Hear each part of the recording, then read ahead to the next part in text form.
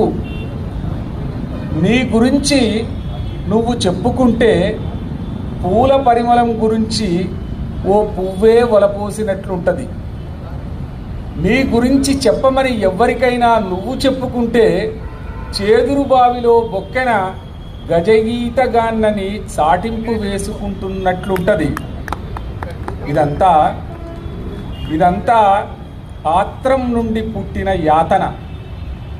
సరుకు లేనప్పుడు, తనపై తనకు నమ్మకం లేనప్పుడు, చేసిన పని మీద ఏ లక్ష్యమూ లేనప్పుడు, దాన్ని అడ్డం పెట్టుకొని మరేదో ఆశించినప్పుడు నువ్వు ఉత్త పువ్వువు, నువ్వు ఉత్త చేదబొక్కెనవు.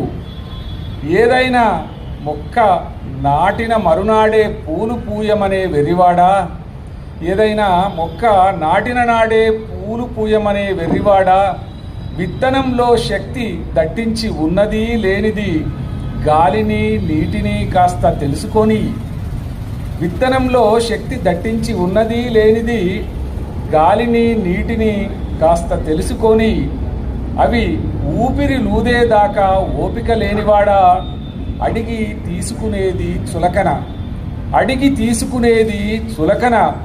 ఆగి ఆగి వస్తుందేమో అని చూసేది చులకనే. కాలం జల్లెడలో నువ్వెక్కడ ఉండాలో కాలం మాత్రమే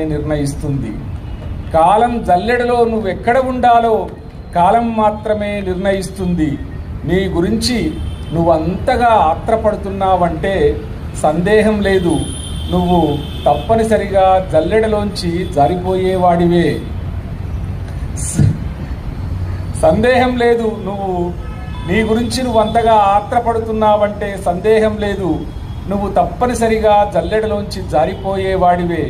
సరుకున్న వాడివైతే, జల్లెడలో జారిపోని వాడివైతే నువ్వు అసలే ఆత్రపడవద్దు.